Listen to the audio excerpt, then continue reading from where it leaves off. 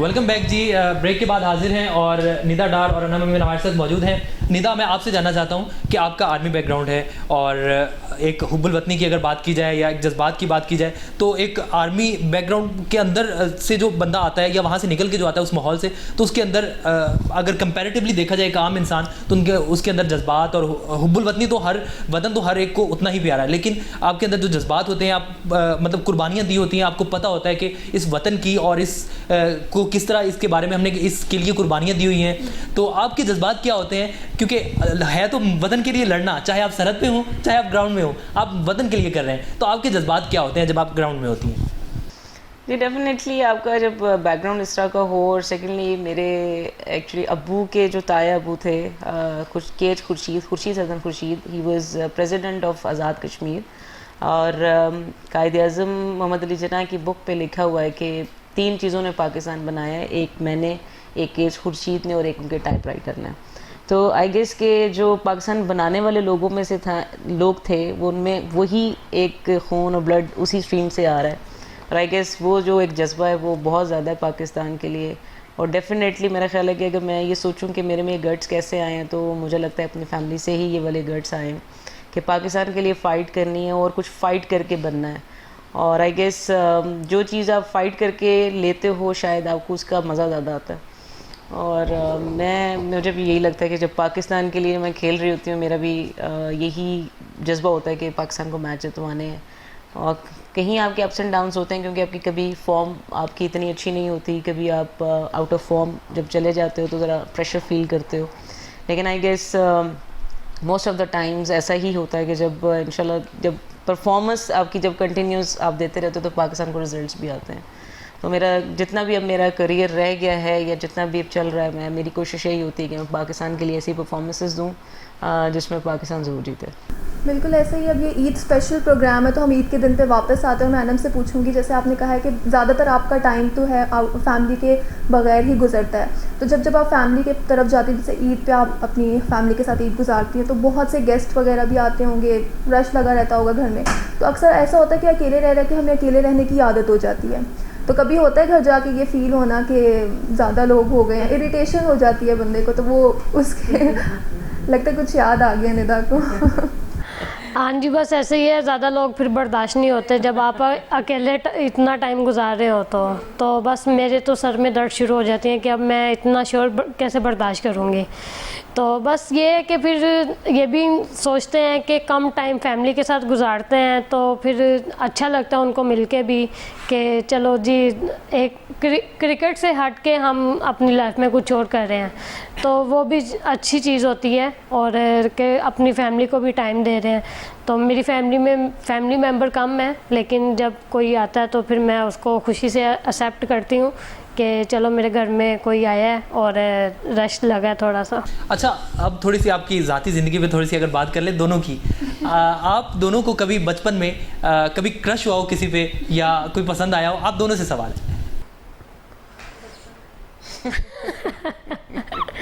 बचपन में ही अभी मैं भी आपको बता अभी बिल्कुल, मतलब बचपन से लेके अभी मुझे लगता है क्रश तो अपडेट होते रहते हैं, एज वाइज क्रश तो अपडेट होते रहते हैं।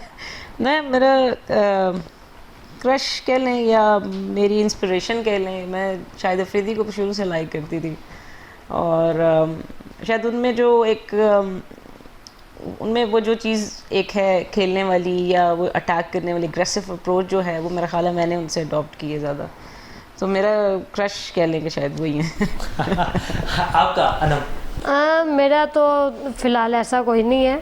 फिलहाल नहीं, शुरू से लेके एंड तक पूछ रहा हूँ कि कभी हुआ हो या होने वाला हो। कभी ऐसा हुआ नहीं, आगे पता नहीं कि कोई आ जाए या कोई हो जाए, उसका कुछ कह नहीं सकते। नहीं, पहले कभी नहीं। मतलब होने के चांसेस हैं। हाँ जी। अच्छा, आपकी ग्राउंड में कभी आपकी दोस्ती भी बहुत अच्छी है, लेकिन कभी कोई ऐसा मोमेंट कि आपकी आपस में लड़ाई हो गई हो? हाँ, वो तो बहुत होती है, हमेशा होता है। तो मनाने में पहल कौन करता है? डोमेस्टिक में अक्सर ऐसे होते हैं कि मैं कैप्टन होती हूँ या मेरे ये अंडर टीम में खेल रही होती है, या डोमेस्टिक के अलावा इंटरनेशनल टूर्नामेंट सीरीज़ में कहीं भी मैचेस में क्योंकि मेरी अंडरस्टैंडिंग इसके साथ बहुत ज़्यादा है, तो मेरी लुक्स भी ये पहचान लेती है कि मैं भी क्या कहना चाह रही हूँ। तो जब जैसे कभी मैं भी देख लेता हूँ, आप ऐसे देखती हैं तो मुझे पता चल जाता है कि हाँ, तो ये दूर से अगर मैं इसके पास से भी गुजरूं और मैं इसको ऐसी कोई लुक दिखाऊं तो इसको पता लग जाता है कि ये तब गई है, और मुझे इस टाइम या तो धीमा होना है या एकदम इसके ऊपर से अटैक करना है।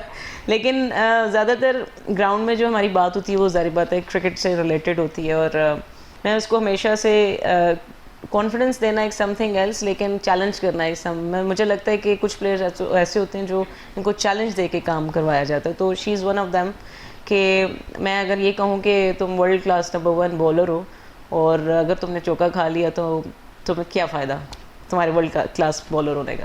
तो मतलब ये आपको ऐसा बूस्ट देता है जिसमें आपको चैलेंजिंग अपने आप को मनवाना होता है।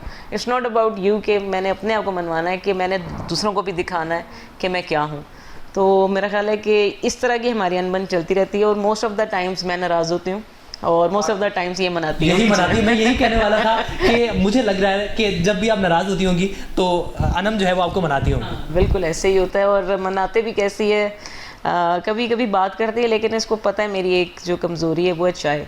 तो ये यकीन करें मैं चाय की तरफ आने वाला था। मैं कह रहा था मैं आपके फेशियल एक्सप्रेशन जो है वो देख लेता हूँ। चाय कौन बनाता है? ये चाय मुझे बना के देती है, और बहुत अच्छी चाय बना के देती है। और फिर जब आप नाराज़ हो जाती हैं फिर तो बस चाय का कप मेरे साथ, और उसके बाद हम गप्पे शप्पे शुरू कर देते हैं कि बस अच्छा, कभी आपने इनके लिए चाय बनाई? हाँ, अनम के लिए? ऐसा नहीं है, कभी कभी ये भी मुझे कह देती है डारू आज आप मेरे लिए बनाएं, तो मैं पहले से अलर्ट कर देती भाई चाय अच्छी नहीं होगी, तुमने पीनी है तो मैं बना देती हूँ। तो कहती कोई नहीं बस ठीक है आज आप बना दे, और फिर उसके बाद तारीफ भी करती है कि चाय बुरी तो नहीं थी, चाय तो अच्छी थी। अच्छा, लड़कियों में ये भी होता है कि जब कोई चीज़ वो ज़्यादा बनाती हैं सबको पसंद, फिर वो करती हैं कि थोड़ा हम अच्छी नहीं बनाते तो ताकि कोई मांगे ना हमसे वो चीज़। कहीं आपने वो वाला फैक्टर तो नहीं है कि खुद ही अपनी मर्ज़ी से चाय अच्छी नहीं बनाई नहीं बनानी वैसे अनम को ही पड़े? नहीं वैसे ऐसा कभी हुआ नहीं। डार को वैसे मैंने जब भी बोला चाय का तो डार पहले ही मुझे कह देती है, बाद में ना मुझे कुछ कहना पानी वाली चाय बनेगी, मैंने कहा डारो आप बनाओ जैसी भी होगी मैं पी लूँगी, कोई मसला नहीं।